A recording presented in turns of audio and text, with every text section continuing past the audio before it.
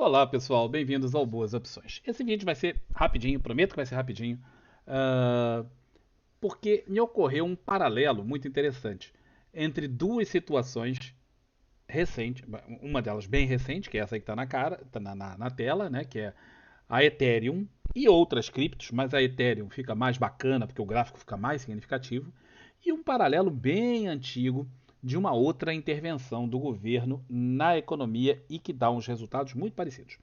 Aí você fala, pô, mas o governo não se meteu na Ethereum. Ah, você acha mesmo que não? Pois bem, vamos dar uma olhadinha nisso. O que aconteceu nesta fase? Não vai acontecer nada, vocês não estão vendo nada porque eu estou com os meus livros na frente. O que aconteceu nesta fase?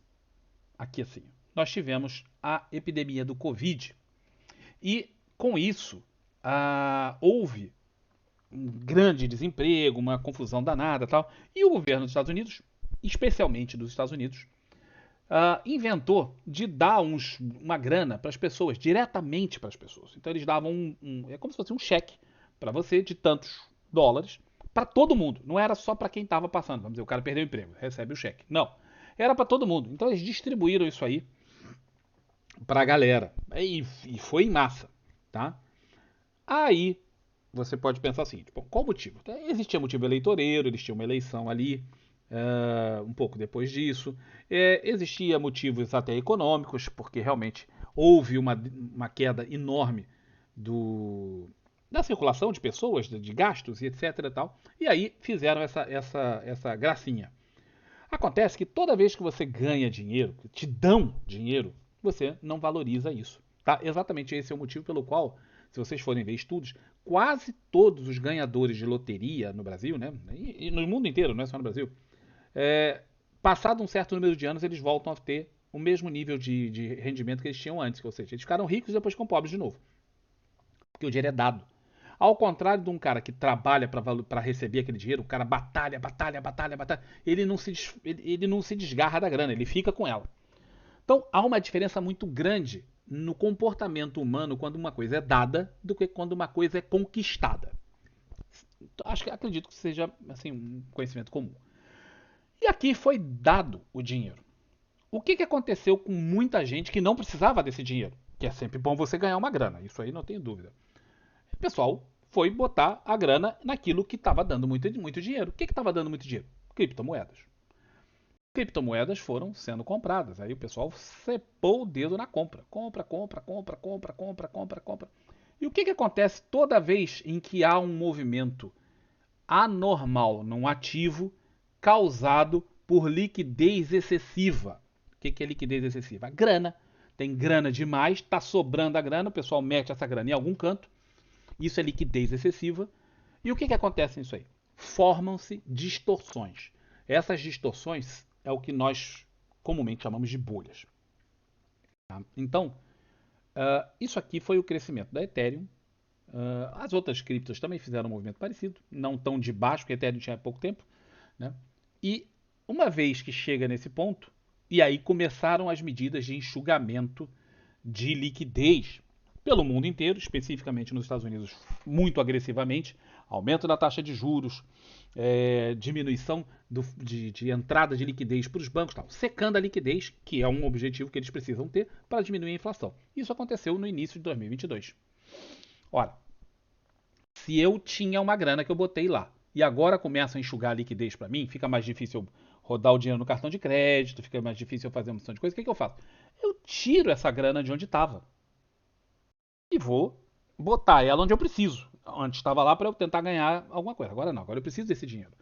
E aí, quando a liquidez é enxugada, as bolhas geralmente arrebentam. E olha exatamente aqui, se você for olhar, à medida que a taxa de juros, esse gráfico é semanal, tá? À medida em que a liquidez foi sendo enxugada nos Estados Unidos, a criptomoeda, no caso aqui é Ethereum, mas as outras que aconteceram um processo muito, muito parecido, simplesmente derreteram. Tá? E derreteram de 46 mil dólares para 11 mil dólares. Isso é uma perda de valor.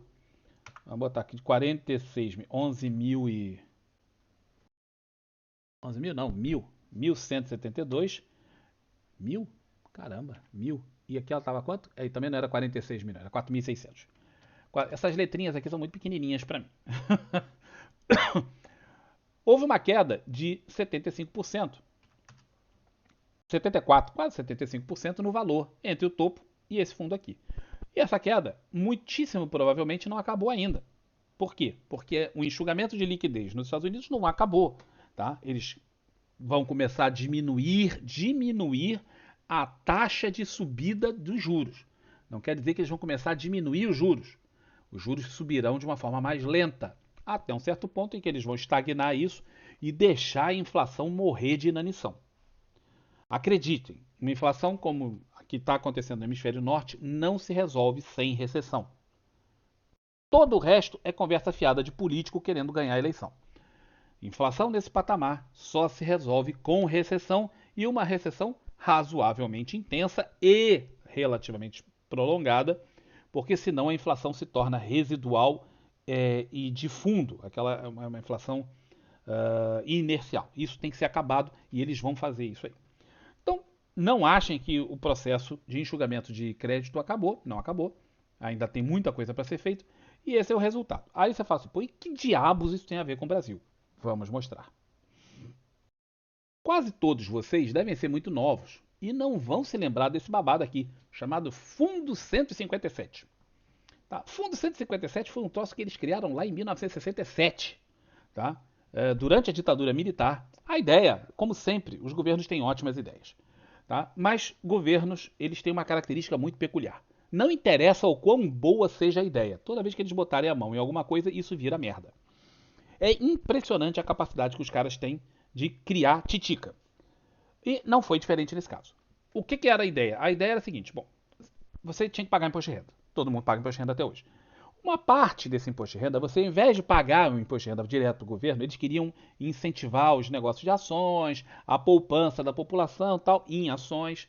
E eles criaram esse negócio que uma parte, ao invés de você pagar direto para o governo, você comprava ações e fazia um abatimento no seu imposto de renda.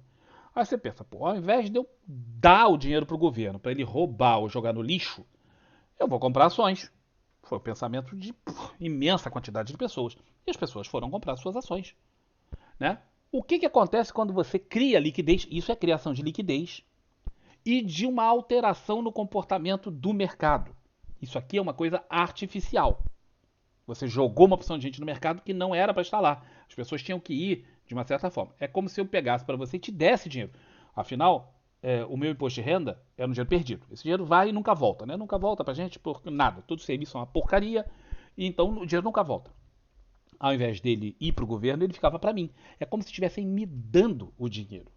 Quando te dão o dinheiro, o que acontece? Aquilo que eu expliquei antes para as criptomoedas. O que aconteceu nessa fase? Uma cacetada de empresas entrou para a bolsa, porque afinal de contas estava entrando dinheiro aos borbotões na bolsa. Havia a bolsa no Brasil nessa fase, ela era uma. Se hoje a nossa bolsa é pequena, nessa época ela era ridícula. A nossa bolsa era mesmo patética. Esse aqui é o gráfico do Ibovespa. E aqui, ó, essa fase aqui foi quando começou o tal fundo 157 que eu mostrei ainda há pouco. E isso aqui foi o que aconteceu quando eles botaram a liquidez no mercado. Botaram liquidez, e o troço foi subindo, claro. E eu estava explicando sobre as empresas. Muitas empresas entraram, fizeram IPOs aqui, entraram para a bolsa, empresas que não fazia o menor sentido estarem em bolsas, empresas que não tinham fundamentos para estar em bolsas, empresas empresas que não eram boas, literalmente isso. Mas as pessoas com excesso de liquidez iam comprando. Eu tenho que comprar uma opção de coisa. Essa empresa entrou agora, por que eu não vou comprar dela? Eu compro, e as pessoas foram comprando. Eventualmente essas empresas tinham que apresentar resultados. Cadê os resultados? Não existem. Percebem algum paralelo com o que aconteceu nos últimos anos em relação à nossa bolsa? Empresa de cachorro, empresa de não sei o que, tudo foi entrando na bolsa. Mas empresas que 10 anos atrás você jamais pensaria, essa empresa nunca estaria na bolsa. Tá? Empresa de coisa usada, nada disso estaria na bolsa. Pensa a bolsa americana, a quantidade de empresas que fizeram IPOs recentemente. Empresas que só dão prejuízo. Tá? Tem empresa lá nos Estados Unidos que, desde que foi criada até hoje, só dá prejuízo. E a empresa está lá sendo listada, tal. E agora elas começaram a sofrer um baque violento. Por quê? Porque em algum momento cai a realidade e fala assim, peraí, Se uma empresa não dá lucro nunca, como é que eu vou investir nessa empresa? Uma coisa é uma empresa que dá lucro todo ano, e ela teve um ano de prejuízo por alguma contingência. Pode acontecer, né? Mas não pode ser um troço recorrente, todo ano dá prejuízo, ou vários anos dá prejuízo, e tal. Isso não pode acontecer. Eventualmente, quando o custo do dinheiro aumenta, custo do dinheiro quer dizer juros. Quando os juros aumentam, quando essas coisas acontecem, aí o cara olha e fala assim: peraí, peraí, peraí. Aí o cara presta atenção no que está fazendo. No Brasil não foi diferente. Tá? Conforme teve essa entrada gigantesca de capital, tal, tal, tal, tal, até que um ponto as bolhas estouram. E essa aqui estourou. Estourou e fez com que o nosso mercado não retornasse aos mesmos níveis até 1985. 1985. Ou seja, 14 anos em que, em termos, isso aqui já é corrigido pela inflação, em termos reais, a bolsa não recuperou seu poder de compra. Isso aqui é uma bolha sendo construída. Cadê? Tá aqui em cima em algum canto, peraí. Isso aqui era outra. Mas é uma tecnologia disruptiva, não sei o que. Cara, esquece a besteirada por trás do que te vendem. Olha o que aconteceu com o troço. Olha o que está acontecendo com o troço. Analise o que eu falei a respeito da parte econômica. Não interessa a tecnologia, não interessa o que você goste ou não goste, que você é um cara disruptivo, moderno, não sei, isso é outro problema.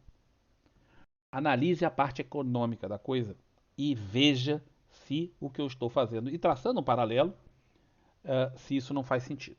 Você pode discordar de mim, faça os comentários aí embaixo no texto, não tem problema, a gente lê todos eles, desde que sejam respeitosos, a gente lê, responde, interage e tal. Mas isso aqui e isso aqui tiveram a mesma gênese. E não só isso. Observe que nós estamos no momento em que houve dinheiro fácil, dinheiro farto, dinheiro aos borbotões no mercado. Uma enormidade de empresas entrou no mercado que não teriam condições usualmente de estar no mercado como a bolsa de valores. É caro ter ações em bolsas. Tá? É muito caro, porque tem uma série de exigências que uma empresa fechada não tem. E essas empresas, você vai olhando para elas e fala, pô, elas, primeiro, não iam bem, mas todas elas estão desabando. Você olha a empresa desmontando, literalmente desmontando. Você olha na cara dela, você está desmontando. Façam uma análise sobre isso, pensem no assunto e vejam se essa coisa que eu estou mostrando para vocês não tem sentido nenhum, ou se tem algum sentido. Tá bem? Espero que isso seja, uma chamada de atenção para talvez abrir os olhos de algumas pessoas. Eu sei que eu vou fazer isso, vão ter 10 mil pessoas que vão ver esse vídeo, e umas 5 ou 6 vão falar, realmente, tal. E as outras vão falar, besteira, pô, bom a tecnologia disruptiva do não sei o que, você é um cara atrasado, essas besteiras. Mas, que negócio, a gente fala, a vantagem de ter um canal, né? Eu posso falar o que eu quiser. Então, tá aí. Espero que tenha sido útil para algumas pessoas. Um abraço para todo mundo e até um próximo vídeo. Tchau, tchau.